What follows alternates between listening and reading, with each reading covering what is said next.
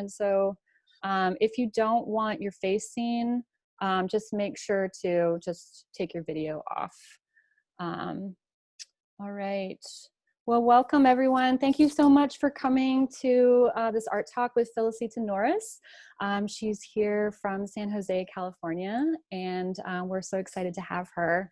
My name is Michelle Raymond, if you don't know who I am, and I'm the director of Archer Gallery at Clark College and the Clark Art Talks lecture program here. So before we get into Felicita's talk today, I'm just going to go through a few things, you know how all these things go. Just stay on mute unless you have a question. And if you want to participate or and you don't have audio, you're welcome to use the chat function to add whatever you want. And beyond that, I want to talk a little bit about Archer's programming coming up. We're so excited to have everything be virtual this year, and we're working with everything that we have, the resources that we have available, and we're putting on some really great programs. So the current exhibition that we have up right now is called Out of Nothing, and it's by Alison Provax. The show is a beautiful text-based show, and it's all about feelings. And feelings that we've all kind of been going through since the beginning of the pandemic. I think our work is super timely and affecting, and I'm really excited to have it up on our website, which you can check out at archergallery.space. All of our art talks as well, we have 9 of them a year, and this is our second one, I believe, of the school year, and we have 3 per term, so we'll have 7 more after Felicita. So keep checking back on the website for updates on that, along with all the Zoom links. Archer Gallery is also hosting an interactive artist workshop this week. So on Friday, October 30th at 12 p.m. So same time, but different Zoom link. So check the website for the Zoom link on that. 12 p.m. Friday, October 30th, come and interact with Alison Provax, so the solo artist that's up right now, and learn more about text-based art practices, which will be really fun. And then beginning November 19th, we have our next solo exhibition, and that'll be by Laura Hunji Kim. And that exhibition is called Living Lab. It's going to be a lot more performative, and there's a lot of kind of fantastic digital art and videos, and she's going to be hosting some workshops, interactive workshops that will also inform this kind of expanding exhibition that we're envisioning. So that should be really fantastic too. So that starts on November 19th, and again, hosted on our website, archergallery.space. And then beyond that, I want to say some thank yous. Thank you again to ASCC, the Associated Students of Clark College, for supporting us financially, emotionally, and every other way, especially Darcy Fighter. I always want to say thank you so much to Darcy. She's our project coordinator, and she is just fabulous, always helping me with everything. I also want to say thank you so much to the art department, Lisa and Grant, Katharina, Sensini, all of you just really being supportive in every way as well for the Archer Gallery and Art Talks programs. So y'all are fabulous.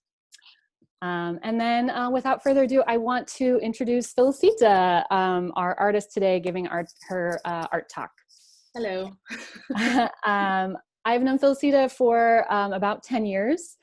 So we've worked together at the San Francisco Art Institute since 2011 or so. And her work was outstanding then, and it's outstanding now. Since graduating with her BFA from SFAI, she went to Stanford University, which is incredible, and she received her MFA in art practice there. Her work has been shown at the Walter and McBean galleries and recently at the deYoung Museum in San Francisco, and she's also shown at Central Academy of Fine Arts in Beijing and at Leeds College of Art in the United Kingdom. Felicita's figurative paintings discuss ideas related to motherhood, domestic relationships, trauma, and the female body. They can be deeply affecting and even disturbing at times. I do want to make note of that. If anybody feels that the imagery in any way is uncomfortable for them, remember we're in a Zoom call and you can always just hop out. I think these difficult and uncomfortable themes are really, really important discussions, and especially right now in light of current politics and the political climate, I think it's a really important discussion and conversation to continue to have. Some of her work is autobiographical, and other parts of it are imagined. And she uses the figure to metaphorically discuss her emotions, her feelings, the situations and life that she's lived, but pulls from lots of varied sources. Felicita currently teaches at Stanford University and the University of California at Berkeley. So it is my pleasure to host her here today at Clark from her home in San Jose, California. Please help me welcome Felicita Norris.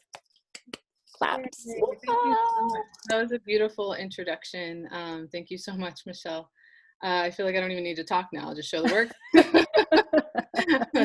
No, so thank you so much for inviting me. This is a huge deal because, yeah, I just, I've been teaching, and so I haven't been doing, talking about my art too much. So this is a great opportunity for me to kind of dig up these demons again, I guess, so to speak. They're all demons, aren't they? Yeah, they are. Mm-hmm.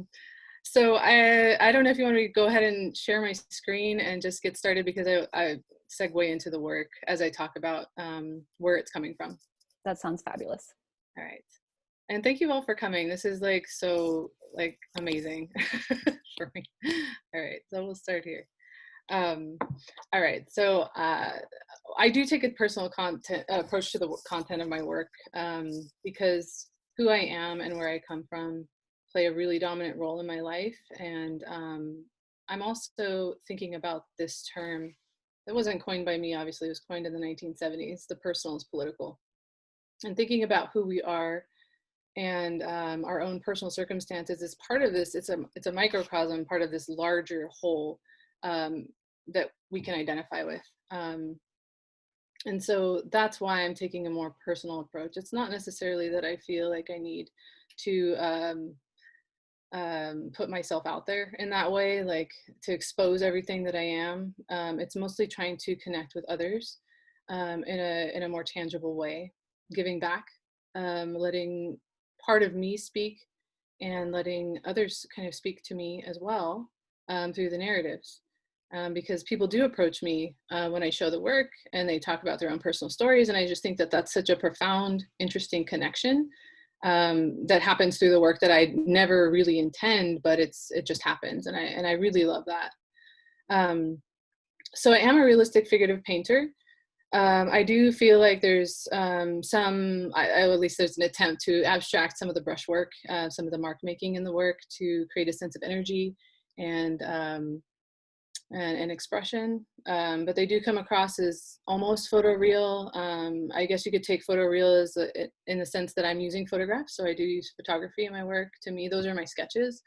I don't always sketch things out, like my ideas, they're in my head, and I go, oh, okay, let's figure out this photo shoot. I'm going to do this performative part of my my project, and then take the photos, and then pick from like hundreds of photos.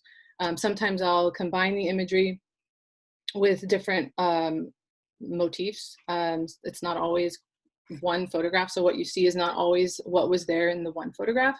Sometimes it's multiple photographs. So I use it.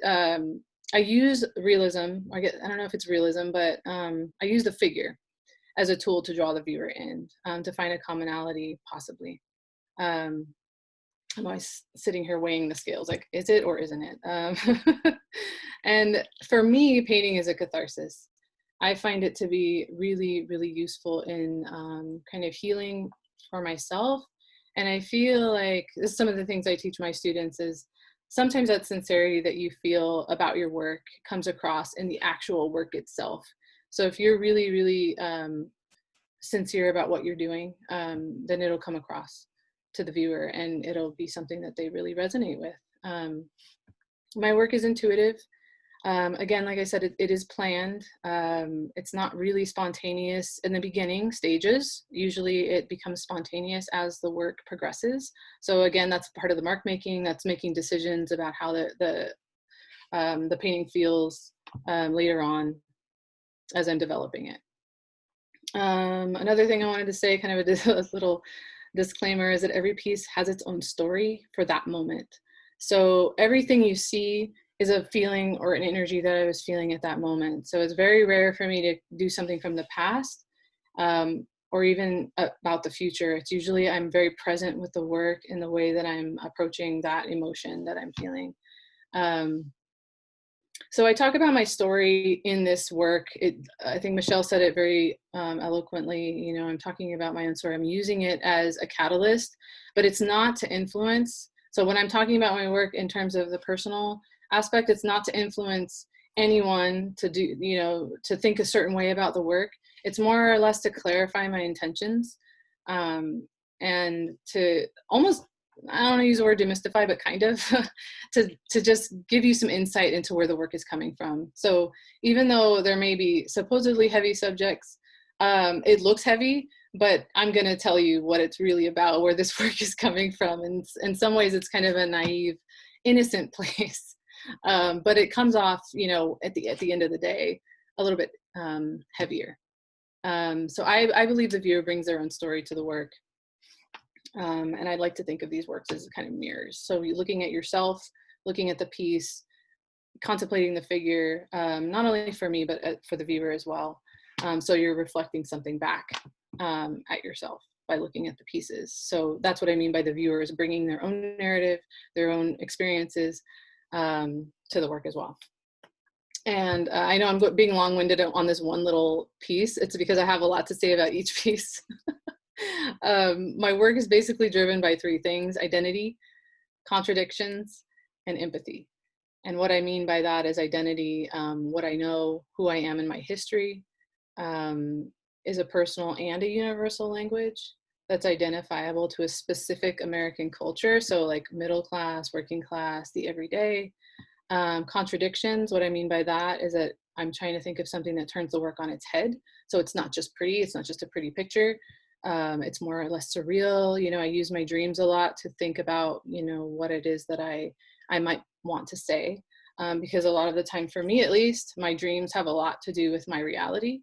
So it's kind of like a back and forth. And I think I got that from my dad, who is pictured here in this image. And also empathy. So sometimes my embodying of someone else's pain or growth or whatever it is something that I use to understand what they're going through. So in some ways that I project myself into someone else's pain, and then I use usually my family or myself in a way that will project that feeling that I'm having. Okay, so this is Untitled. It's 42 inches tall by 56.5 inches wide, and that's about 3.5 feet by 4.5 feet. And I'm going to talk about the sizes because they really do matter. Because it feels small, but it's, you know, we're on the screen here in Zoom. You don't really know the size. So 3.5 by 4.5 feet. It is watercolor and gouache on paper, on watercolor paper. I did these series of my dad that were really special to me because he was an alcoholic when I was growing up with me and my sister, and there was a lot of family turmoil going on. And yes, it could have been worse, but for us it was bad enough. There was a lot of emotional and kind of mental trauma, and also violence. And for, you know, not necessarily to me, but just in general, there's a lot of throwing of things, yelling, cops coming, things like that. And so for me to see my dad later in life as this kind of fragile human, and to make reconciliation with him as a really amazing grandfather, actually, to my daughter, who is now 20.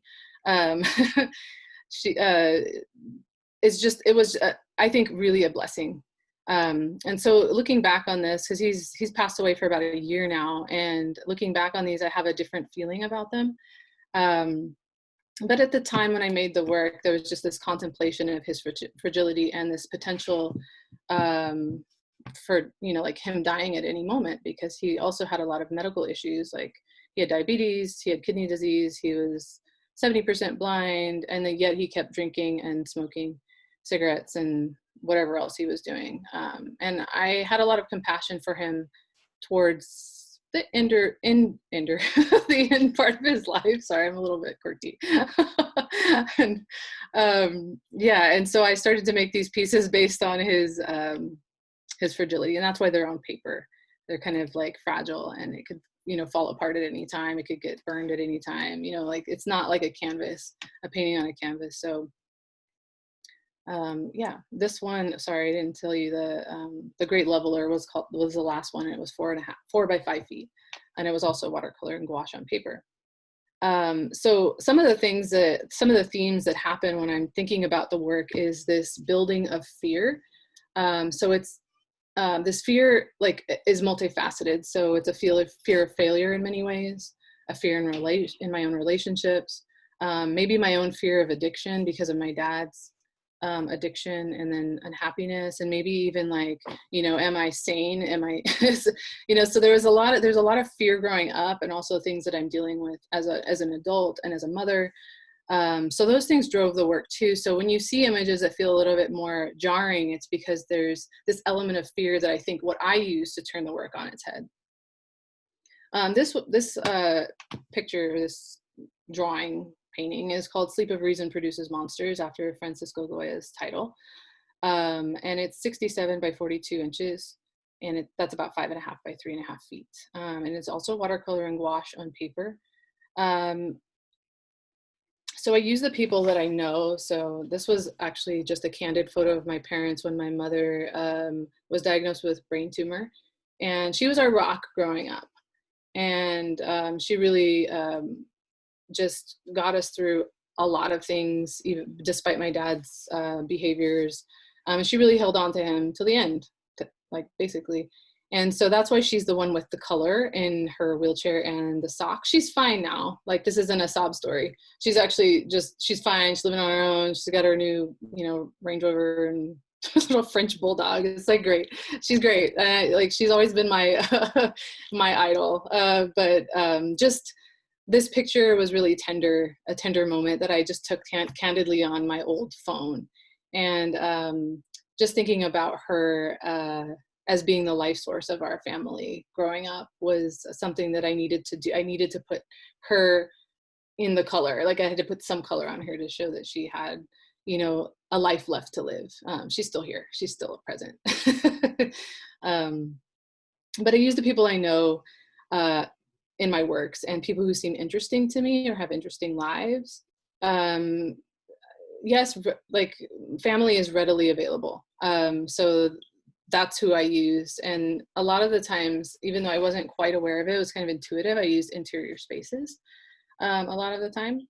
I'm kind of flipping around with where this work, I have different years going on, but I don't need to talk about the years because I feel like the work is relevant still. This is an older piece, but I feel like it's something that I want to talk about in terms of my own journey, I guess. So this one's called I Just Found Out I Was White. And the reason it's titled that is kind of it's a little bit cynical, but it's true. I did a DNA test, and my mom did one, and we found out that we had these ties to family in the British Isles. And I was like, whoa, this is kind of cool. And then I also thought, well, what does it matter? So I titled it that because it was my ex-husband is here in the image, and I'm here on the bottom of this totem, basically. And then my daughter is on his back. And in some ways it was this feeling of exhaustion. Yes, being a mother, yes, being a woman of color, kind of just trying to navigate all of that. And feeling like it doesn't matter. So for me, it was a cynical title. I just found out I was white, because it didn't matter. Even though I thought that it would, it didn't. It didn't matter. So also just wanted to say that in this painting, and in most of my paintings, even though it's not readily seen or noticed, I'd like to give the viewer a way out. So in here, there's a little crack in the door. So kind of saying that you can make your own way out if you allow yourself to have a way out. And so it's subtle, it's really quiet, but it's there. And I put it there for that reason, the open door. Yeah, and then another thing going on about this family dynamic is portraying the struggle with this dynamic and our dynamic. This is a family, and just maybe anybody's family, right? Especially now, this year, having to spend so much time with each other. It could really feel a little bit tumultuous, but it was also a little bit humorous, this kind of weird clawing of of people. This work gets a little bit heavy. This one's called Nada Party. So it's nada as in, so in Spanish, nada means nothing. But it's also kind of a play on words. So the pun nada, like not a party. So that's where the title came from. It's 66 inches. I didn't talk about the other one. Sorry. The other one was 6 feet by 3.5 feet. Okay. And then this one's 5.5 by 3.5 feet. It's acrylic on paper. The other one was acrylic on canvas. So it's also a lot of fun doing these photo shoots. It's a little stressful for me because I am the photographer. Even though you see me in the paintings, I'm the one putting the timer on. I get into position, and that's why there's hundreds of photos, because I'm like, no, I don't want that. No, I don't want that. No, I don't want that. And my family, they were always good sports. And my daughter, who is painted here, she likes being the subject. She always has been. It always made her very happy to see me painting her. And so for me, it was kind of this collaboration that I've always had and kind of will continue to have with her as her mother, which I'm really proud of. And she's also an artist, which I'm really proud of. But there was a lot of fun. We had a lot of fun. We blew up the balloons for this particular image. These are really there in that space in our bathroom, our former bathroom. And we blew them by, like we didn't have a pump or anything. We just blew them with our breath. So we were kind of exhausted. And I think it helped the piece in some ways to like have that exhaustion be in here. So this particular painting, the concept of it comes from this fear of weakness. So remember I talked about fear. And in particular, because I'm so empathetic to other people's trauma and issues, my dad loved to watch the news and kind of criminal dramas and things like that. And they would really get to me, really. Like I would feel nauseous. Sometimes I would throw up. Sometimes I would just have panic attacks. And because me and my family lived with them, my parents, for a while, we would have to I would have to go through that and watch it. So one time I heard something about sex trafficking, and I mean, it's here, like I feel like anything humans can imagine it probably exists, right? And so this painting was my response to that, just this idea of sex trafficking and rape, and just thinking about my daughter as, a potential victim, and myself as a potential victim. So this wasn't quite a metaphor, but kind of, but it was my way of dealing with something that I had no control over in some ways. And that could be arguable that I have some control, but also like you can't help everybody, right? You can't save everybody. And so that's, the work gets a little bit heavier that way. I'm also thinking about living vicariously through others. Like I said, this kind of empathy towards others, trying to live their life, trying to understand their pain, their lack of joy, potentially, like their innocence being taken, and then also voyeurism. So there's like two different things, right? There's a fine line though between those ideas, and like living vicariously and then also being a voyeur of someone else's trauma. There is a creepiness to the work in some ways, this one and subsequent ones. There's a contrast between the party balloons and the suffering, and thinking, this shouldn't be. It's a little weird.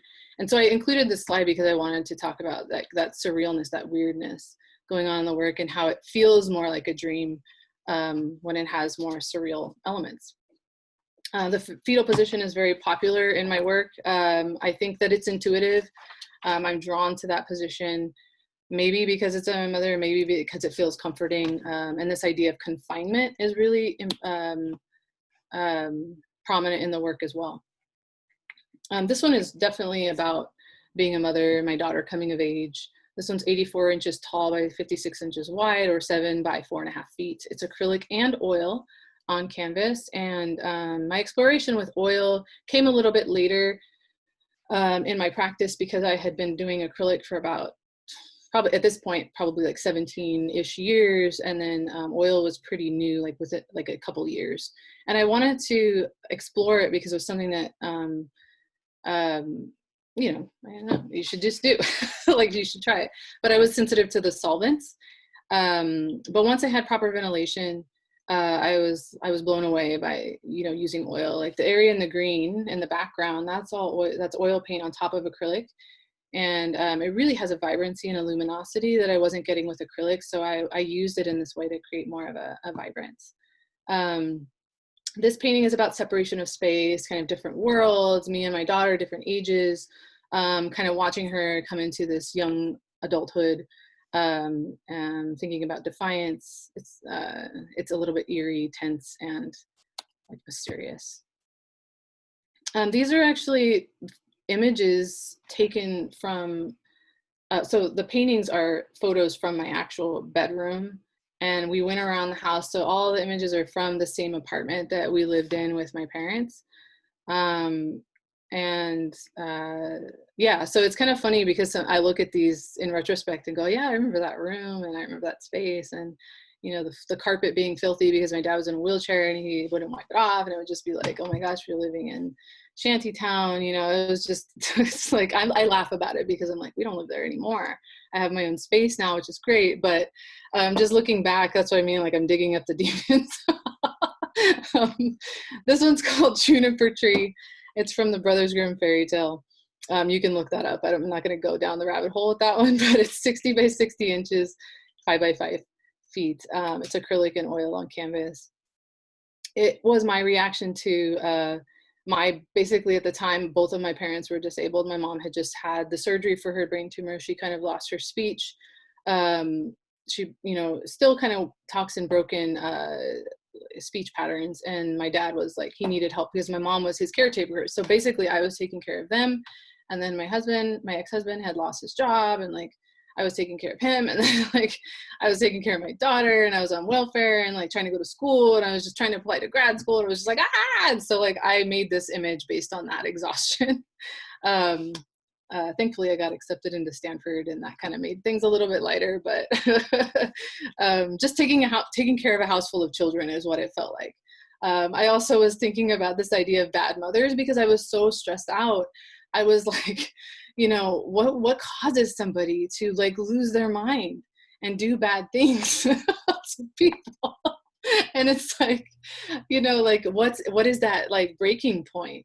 I had this conversation a really long time ago with my old boss when I was like 19 years old, like right when I was pregnant, probably with my daughter. And you know, she was saying it's a fine line. It doesn't take much to push someone over the edge, and sometimes it terrifies me. And so that goes along with that fear, you know. But anyway, just like thinking about everybody's issues, right? And in particular mothers. I was the bad mother in this situation with two of my children. I only have one child, but I called my ex-husband my other child.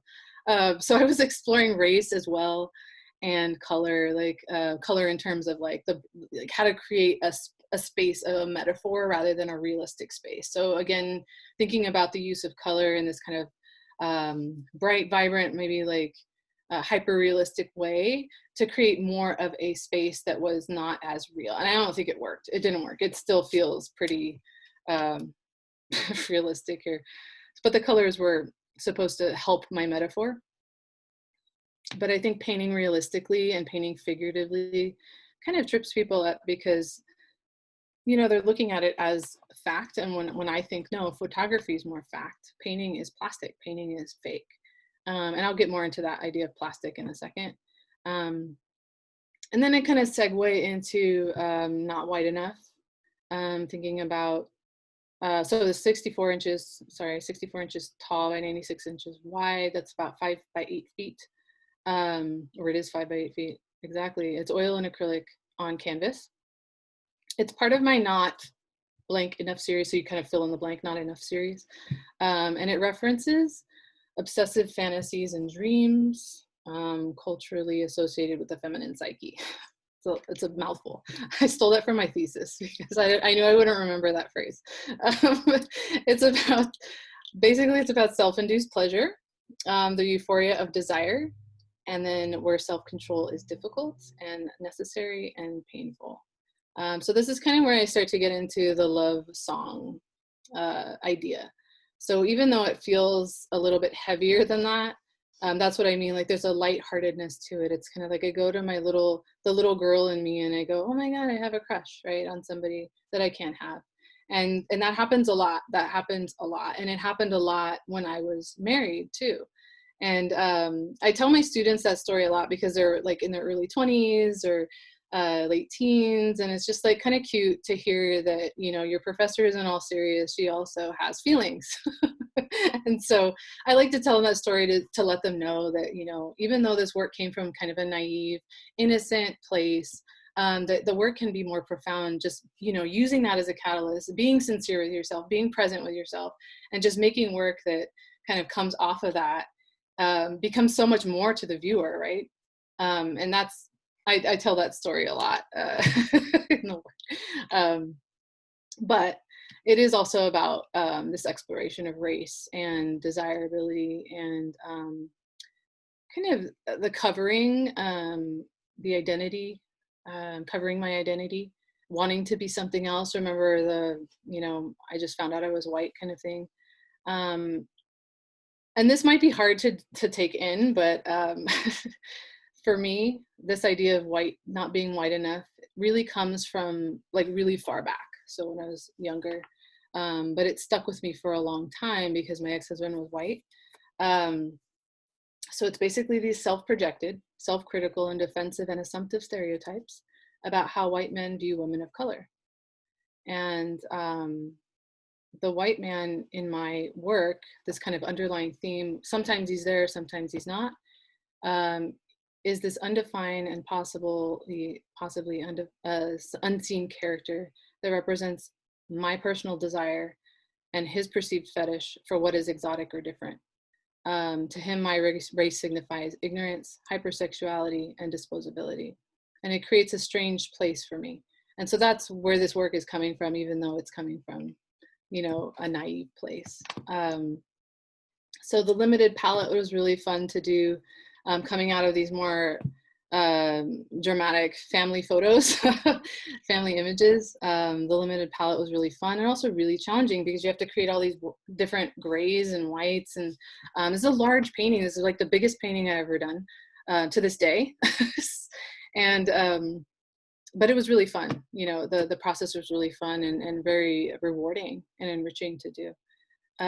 Sometimes I think about this painting in terms of death as well. Like for me, it was the last photo in the photo shoot, and I thought I was going to use a different image, but I ended up using this one. And I don't know, I was like, it's going to be boring, it's going to be boring. But when I painted it and when I look at it, I'm just like, oh yeah, there's all kinds of feelings associated with this covering of the sheet. Right. We'll move on with that. I think we'll have time for question and answer. I'm so long-winded. Okay. This is outlet. This is 58 by 48 inches, 5 feet by 4 feet, oil on linen. It's kind of my first time working with linen, and I fell in love with it. It was pre-primed linen. Oh my God, lemons. Pre-primed linen, and it was so much easier to work with than canvas because it wasn't porous. It just, like, the paint floated on top. It was just a beautiful surface to work on, very expensive. But I was a student at Stanford and they paid for everything. So I was like, I'm going to do it. I'm going to go for it. So these paintings got done really fast. I think like it only took 3 weeks, where most of these paintings take about a month to a month and a half to 2 months, you know, like, and that's rigorous. So like 8 hours, 6 hours a day. And you add that up. Outlet and actually About a Boy, which is the next painting, were inspired by a friend who I suspected had Asperger's syndrome, and I also had a crush on them. But it was just such an interesting friendship because I got to learn a lot about this, their behavior and their likes and dislikes, and specifically the sensorily sensitive person that I never knew anything about. So it was really cool that they were like attracted to me in the sense that they were doing my they were writing about my work. They were an art historian. They were writing about my work, and so we had to meet quite often. And just that, like, that idea of like lacking social skills, like I could relate to that, like being an introvert. I was kind of obsessed in a way with this person, like watching movies and watching documentaries and like really trying to figure out who they were. And I think that goes along with my empathy as a person in general, just like really wanting to know who somebody is, and their lifestyle and what it was like. And like they would say that their house was full of colored lights. And so like I use that as this idea, you know, in these two paintings. And then of course, you know, the white sheet painting, the not wide enough painting, led to this idea of using plastic as a body covering and thinking about it in different ways. I don't want to get into it too much, but it's not as scary as it seems. Like there was one story I read where there was, I feel like it's a, I don't want to say well, I forgot what country it was, but they have a river. And so when there was floods, they would put the children in bags and they would carry them across the river in these bags so they wouldn't get wet. And I thought that was really sweet. So it's not just about death. It was about, you know, using plastic in a way that was productive. And so I was like researching plastic at the time and thinking about how I wanted to use that in my work and just kind of, again, embodying someone else's issues. Mama's Boy, kind of going off of those two paintings, is this was my ex-husband under the plastic because I needed a man under the plastic. I was like, I don't want it to be me again. I want to actually use you, person, in my in the bag. And so it is life size. This is 27 by 84 inches, so 2.5 feet wide, or 2.25, about 2.25 by 7 feet long. And it's oil on linen again. And this was after kind of like Hans Holbein the Younger's Dead Christ in the Tomb. So this is like for educational purposes, so you know what I was referencing. It was the same idea. I do reference Christianity quite a bit because I was raised Christian, but I lean more towards being spiritual rather than, you know, thinking about those as solely my beliefs. But I use it because it was something that was a huge influence growing up. Here is Thank You for the Worthless Day. It's 96 by 48 inches. Yes, sometimes I put these weird, like, kind of ironic titles because I want to create a sense of humor in work that feels a little bit heavy. It is 8 feet by 4 feet, breaking that down. It's acrylic and oil on canvas. Clearly, that's how I work. I do acrylic underpaintings, oil on top.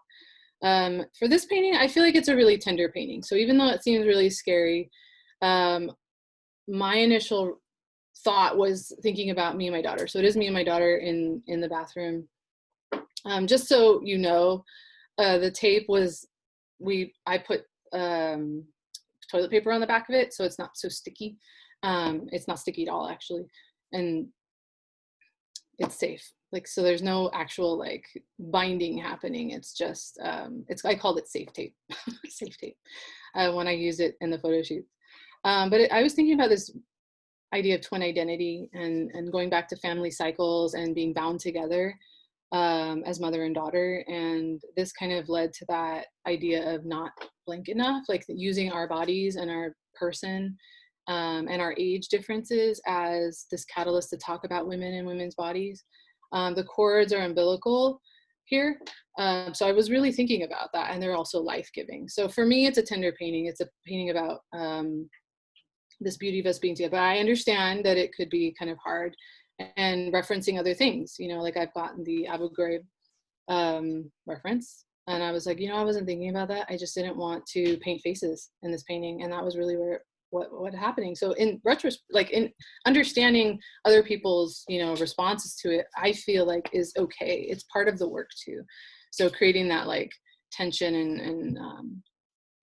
and fear and uncomfortability is maybe a conversation that needs to be had if that's something that someone else is bringing to the table. Which is why I think artist talks are important, because then you're seeing where I'm coming from as well. So I was also thinking about mature and immature bodies to attract and repulse the viewer. And then also raising the question of what is the viewer's role in this? So going back to that idea of voyeurism and maybe fetishism in some ways. Let's move on to the next one. Busy Doing Nothing, kind of my newest, more important pieces, I guess, that have to do with these themes. So this is a diptych. It's again, part of that series with me and my daughter, not blank enough series. The plastic and the barcodes, thinking about body as commodity, was definitely on my mind when I made these. It took me a long time to finish them because I wasn't as interested in this theme anymore. I was kind of exhausted with this heaviness.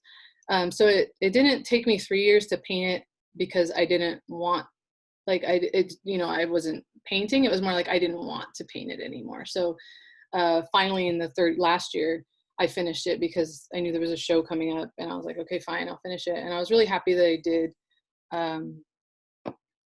But it was really hard to look at the end of the day because it's, again, my daughter with the black bag over her head and a bag over my head, and then the hand kind of grabbing over. I don't know if you can see it, but the hand was my ex-husband's hand, kind of like grabbing me back, And really, it was this feeling of entrapment that I felt in my basically the whole 17 years I was married, like just feeling trapped in this relationship that I wasn't quite sure that I wanted, because I was, had all of these big things happen so young in life. So I was 19 when I got married and had a kid, and trying to just navigate what that was took a really long time. And then going to school for 10 years like was another layer.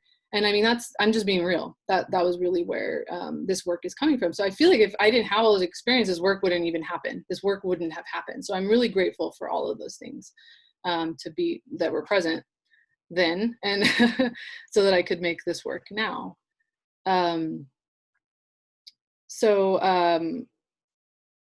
Yeah, I mean, this series, or this particular set of paintings, is this thinking about looking for a way out, and what did that look like for us, meaning me and my daughter. Like, if I decided to leave this person, leave her father, like what would that look like for us? How would we perform? How would our relationship change? It actually has grown a lot, which I find fascinating. So I was busy doing nothing one, this is busy doing nothing two. I think collaborating with my daughter has been really helpful, especially during this COVID moment. And I'm fortunate to have her be a willing participant in my journey. We're like really good friends and we're buddies, and I'm just like, I feel so blessed that I had her.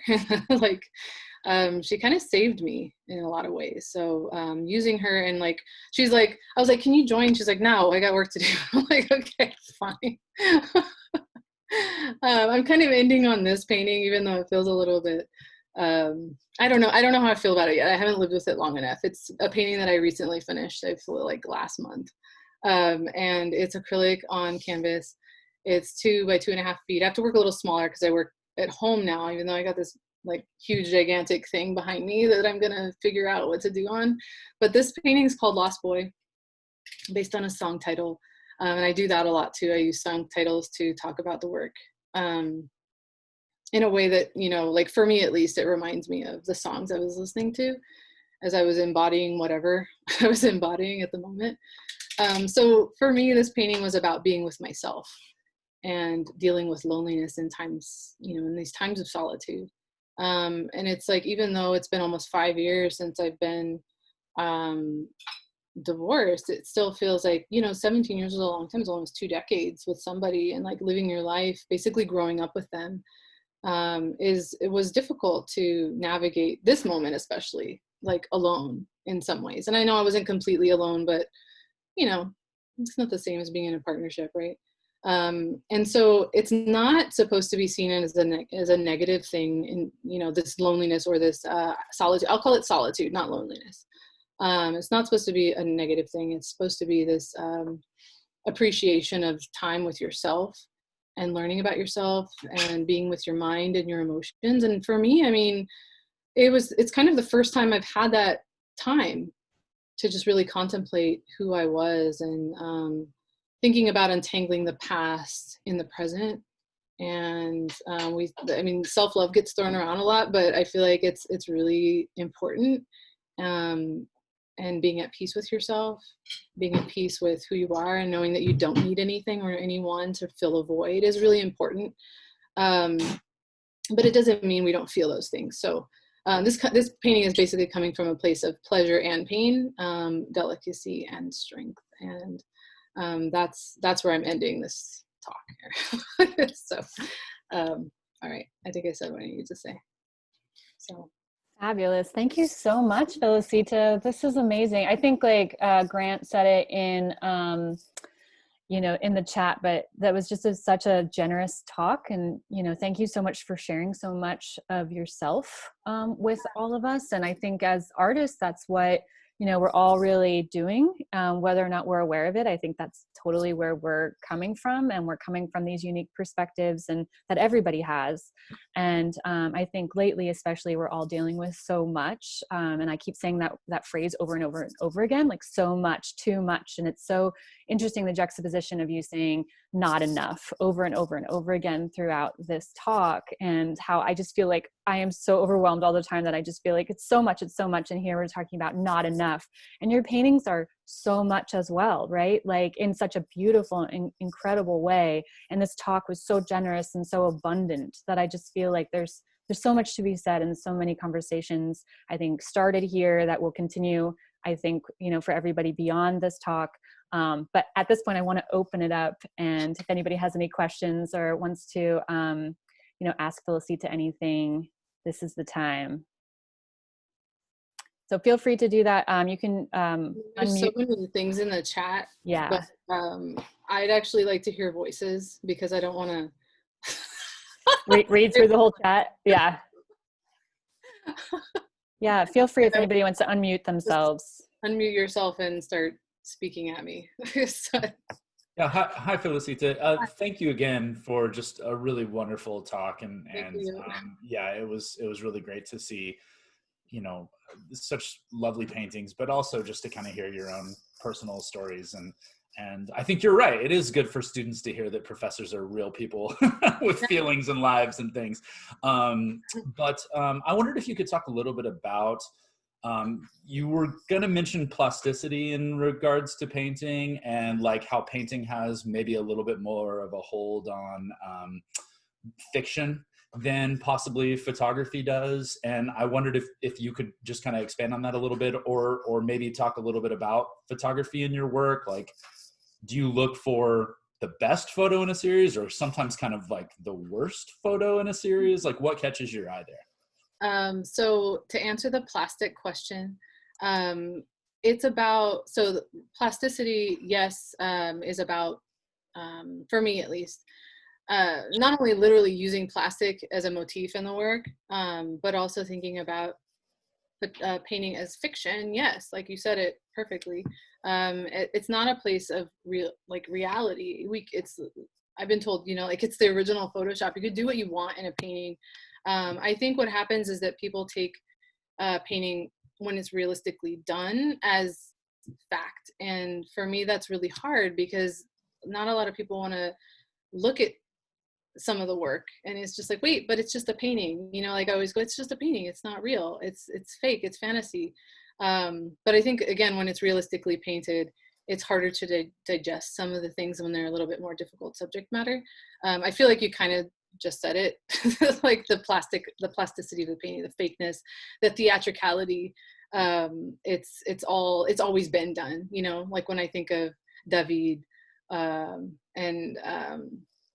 and Jericho, like as classical, well, not classical, but romantic painters, thinking about how they use the canvas as a stage and things like that. It could be used as propaganda, right? But that's how I'm coming at it, like from that kind of historical perspective. In terms of photography, I like that question. Like, am I looking for, I don't know. Like, am I looking for the best? Am I looking for the worst? Probably a little bit of both. Whatever is catching my attention in terms of, really, it's about formal things like light, shadow, composition. I mean, we can change the composition so easily by cropping something. And usually that plays a huge role in how I compose an image at the end, like something, it might have more going on, and I'm like, I really want it to feel more confined. I really want to just focus on this one area. So that's how I use photography. I mean, I have a nice fancy camera and a tripod and all of that, and I'm just like, I have to loosen up a little bit. So I think the first half of the photo shoot is me just like getting into it and starting to try to build the character, and then so towards the end is when things start to get more interesting for me. Again, it's also about a collaboration of photos too. So sometimes I'm like, well, I like the head on this, but I like the body on this. Just go for it. Just put them together. That's what I meant by like original Photoshop. You know, just you can just paint it on. Doesn't matter. You don't need the perfect photo. Well, thanks so much. And like every artist you're name dropping is like top of my list. So. Yay. Jared, did you have a question?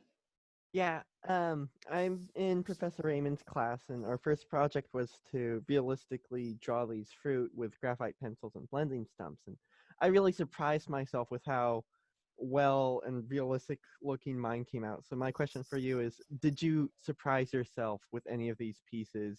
And did you like exceed your expectations and your how you perceive your skill ability? I love that question so much. No, I know. I love it question. too. That is a great question. I've never actually been asked that question, but I say it a lot. Like, oh my God, look at that. Look what I did. Yeah. I think it's because I you know, like, I don't know if you've been told this term before, but getting in the zone, like getting yourself in the zone. It's kind of like, I had a really amazing friend in undergrad who would say like it's like being possessed by the painting, and I was like, yeah, it's kind of like that. Like you just lose all sense of time and space, and you're just in there doing it. And in some ways that starts to become a little bit mechanical, which I try to shy away from too, because I'm like, well, I do want the paint to say something. But for sure, I've been surprised at the outcome, because sometimes I do lose myself in it and go, wow, I can't believe that happened, and how did that even come about? So yes, for sure. Thank you. Yeah, thanks. Anybody else want to ask Felicita a question? I actually was wondering if you had a certain like piece or painting or like drawing or anything like that inspired you to like start drawing or whatnot. Like from like art history? Yeah. I'm actually going to go back really far. That's a good question. So when I was 17, I did my first acrylic painting of Madame X from John Singer Sargent. And I had no idea. I knew I could draw, right? I like to do a lot of like kind of model like drawings. And then I picked that particular image from this magazine that our art teacher gave us. And I was like, I really am attracted to this one. I'm going to do this one. And I had no idea how it was going to turn out. And it really inspired me to keep painting, because I was surprised, again, you know, going off of Jared's question, I surprised myself that I could do something like that, that I had this skill and this ability to render something almost exactly.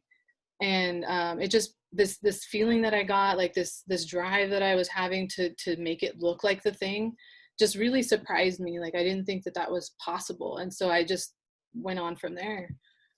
So John Singer Sargent's Madame X, and I don't know French. I don't know how to speak French, but it's Madame Gautreau, I think is how you say her last name. No. When did you start to? As a second question, like when did you start drawing? Yeah, drawing or painting or whatnot. I was 7 when I started drawing. I would draw from Disney cartoons, like Robin Hood. The Fox cartoon was my favorite. Yeah. I was like. And so I would go to the library and like look up illustration and animation books, and just like take them home. And I was like, I'm gonna do an animation. I'm gonna work for Disney. And I actually wrote Disney, and I was like, and they wrote me back, and I was like, oh my God, I was like 7 years old, and it At really 7? Yeah, and I was so inspired. Like, oh, they were so sweet about it. That's crazy. So you were basically like talented, like as a 7-year-old from the start. I wasn't talented. I was ambitious. Or a 7-year-old. Sounds like if Disney wrote you back. That's crazy. Yeah, like I don't think I became like skilled until about high school. Like. Yeah, for sure. Yeah, but thank you. A great question. Yeah, thank you. Any other questions? These are great. There's so many questions over here. I feel like in the chat.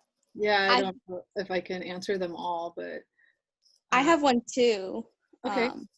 I was kind of just wondering, so when you were in school, how did you create a level of finish that you were satisfied with, that like to turn in? Because if you're on a different crunch time, like you're saying that some of these works take months to years, weeks. Well, not years really, but yeah, weeks, months. Yeah. So in school, you're asking like how I did that? Yes. It was because, well, most of the work that I did as an undergrad, so I was a transfer student. I did a lot of work, like technical things in my community college. And then when I went to undergrad, it was like, I only had time for that. Like there was only time for that. So I didn't have to take all of the extra classes. So in some ways I feel a little privileged because I had lots of hours to work on the work. And I would just, go, well, no family today, no family tomorrow, no family the next day, so it was more like, just devoting my time. And really that's what it's about. It's putting in the time. Yeah. I agree with that too. It's just like a daily practice, and you have to prioritize it like you would anything else if you wanted to get really excellent, at it. Yeah. There's a great question from Gwenny in the chat where she was asking about, would you be willing to walk us through your process of how you render your painting so realistic? Do you use a grid or? No, that's a good question. It's a formal question. Sure. Yeah. So the process, obviously, like I said, is the photograph, right? The photograph is first. And then the second part of the process is the drawing. So drawing on the well, I make the canvases now. So I have to make the canvas, build the stretcher bars, stretch the canvas, and then the drawing, putting it on. In the past, I used a grid. For the larger paintings, I sometimes use a projector. The projector helps put the image on there really quickly. And then it's all just going from there. I don't use an underpainting in terms of like a monochrome underpainting. What I do is I go right to color, because for me, color is very intuitive. I don't like to mess around with like figuring out the values, even though I do teach that in my classes. I teach how to do a monochrome underpainting because that's, historically how it was done. But I feel like for me, value kind of trips me up. So I use color straight away. And then I just build up from there. I paint really thin, so I use a lot of thin layers, either in oil or acrylic. And then when I do oil paint, I usually am pretty stingy with it, and I build it up a bit thicker at the very, very end. And usually it's the highlights, like the white areas and stuff like that. Like I emulate Rembrandt a lot in that respect, like putting the thicker paint just to make it really pop. I think that answers the question. Yeah. Yeah, I think so. In the past, I used a grid, but I noticed that the grid was very, that created a lot of distortion for me. And so drawing it just freehand with the brush or something was a little bit quicker, and made me feel like the work was coming out, like I felt less precious about it. I think when you use like a projector or a grid, there's this preciousness about the drawing that I feel like takes away from the painting for me. So that expression and just kind of going for it is a little bit nicer. But it just depends on my mood, if I'm tired, or like if I or if it's something that's more complex that I'm like, I really don't want to draw right now. Let's just like plop it on there, so that's my process. I think you get to that point at some point, right, where it becomes a little bit more automated, and you understand as a figurative, painter and drawer how, the proportions are and the anatomy of the figure and things like that. So it becomes a lot more innate, I think, where, maybe, maybe at the beginning, like the grid or the projector might be really important to use to kind of get yourself acquainted with things and to see things a certain way. But then I think later on, once you learn those proportions and anatomy and things like that, I think it becomes a lot more intuitive. So, right. Yeah. How about one more question? Anybody else? I'm so sorry I went over. I knew this would happen. My daughter, it's totally fine. You did great. Anybody else? Final thoughts? I'll ask a question. Sure. I believe you said that you're working on something right now. Are you willing to share like the emotions and feelings that you are currently working on? No. No. No, I haven't. No. Sorry. That's, my emotions are all over the place right now. It's really hard, I think. It's a really hard time, I think, in a lot of ways to kind of process. And I think when we're in the moment, and I think right now with all the layers, I think it's difficult. And I think maybe they're asking, maybe they're asking, is it difficult for you right now? Like, and of course I would assume yes. Is it difficult to be a painter right now? Yes. Is it difficult to be anybody right now? Is it difficult to be a human right now? Yes. Well, So I was thinking about like, okay, so it's along the lines of the white sheet painting, the white, not wet enough painting. It's kind of embodying that same idea. Going back to that, who am I? Where do I, where am I? Where is my place in this world right now? Right. This idea of covering and I think a little bit more grit, like dirt, and that kind of thing is going to be present in the work. Well, I think we pull from our present feelings, right? We're pulling from what we're going through on a day-to-day basis, and it might not be a direct correlation to like what we're reading in the news or, walking out on the street and, dealing with or whatever, but it's like we are processing that. And so our feelings are definitely, kind of responding, and therefore our, I think, themes and it's going to come out in our artwork, right? Yeah. Yeah. Grace just asked about the recording. Will it be available somewhere? Yes. On archergallery.space. I'm going to put this recording, and there are recordings from past art talks as well on there that you're welcome to go and access anytime you want. And yeah, so absolutely this will be available probably in the next day or two. So you can go check it out again if you want to reference it. So I think we'll call it good there. Thank you so much, Felicita, for joining us. This was fantastic. Again, thank you. I think the word, generous was used a couple of times, and I totally, again, want to reiterate how generous it is of you to share yourself and your ideas and thoughts and your process with all of us. We really appreciate it. Thank you so much for everybody for coming. Again, thank you to ASCC and the art department for being here and being so supportive as always. I do want to remind everybody that Friday again at noon, there's going to be an art workshop with currently exhibiting artist Allison Provax in conjunction with her solo show Out of Nothing, that is also up right now on archergallery.space through Archer Gallery and Clark Art Talks at Clark College. So thank you, everybody, and have a fantastic rest of your day. Bye-bye. Bye.